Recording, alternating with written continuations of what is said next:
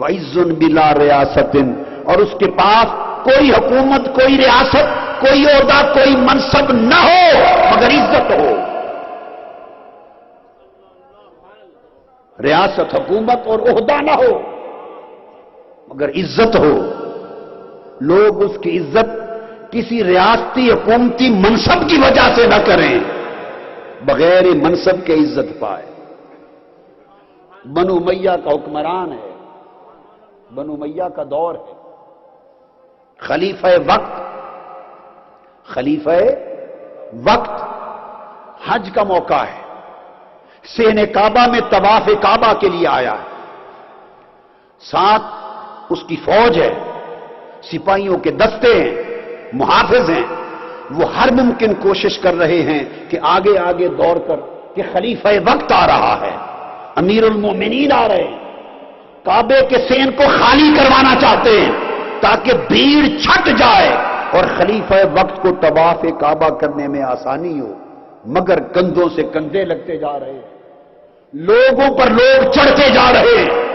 کوئی خلیفہ وقت کی پرواہ نہیں کرتا، کوئی نگاہ اٹھا کے نہیں دیکھتا، اور اس کو بھی دھکے پڑ رہے ہیں تمام تر کاوشوں کے باوجود، مگر طواف کیے جا رہا ہے، اس کے قدموں پر قدم پڑ رہے ہیں۔ اسی اثناء میں دوران طواف اچانک بھیڑ چھٹنے لگی، لوگ اس طرح راستہ چھوڑ کے دوڑنے لگے جس طرح بھیڑ بکریاں دوڑتی، اور کعبے کا صحن چھٹنے لگا،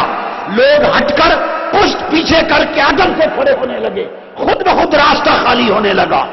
خلیفہ وقت کو جلال آ گیا، اس نے کہا میں حکمران وقت، میرا کسی نے احترام نہیں کیا، کسی نے پہچان نہیں کی، ادب نہیں کیا، اب کس کی خاطر یہ صحن کعبہ خدا کے در کا صحن خالی ہو رہا ہے؟ اس نے کہا لوگوں دیکھو ماجرا کیا ہے۔ نگاہ اٹھا کے دیکھا تو ایک جوان جس نے سر جھکایا ہوا، چہرے پر پردہ ہے، نحیف جسم ہے، آنسو گر رہے ہیں، اور ایک جوان کعبے کے طواف کے لیے چلا آ رہا ہے،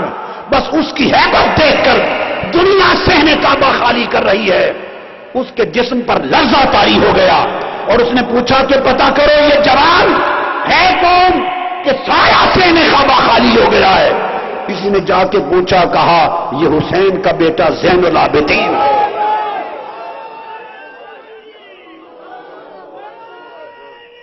یہ امام زین العابدین ہے۔ عز بلا ریاست، حکمرانی نہ ہو، حکومت نہ ہو، ریاست نہ ہو، منصب نہ ہو، مگر بغیر تخت کے لوگوں کے دلوں پر حکومت کرے۔ فرمایا جس شخص کو زندگی میں یہ تین چیزیں مل جائیں، سمجھو کہ مولا نے اسے زہد کی خیرات دے دی۔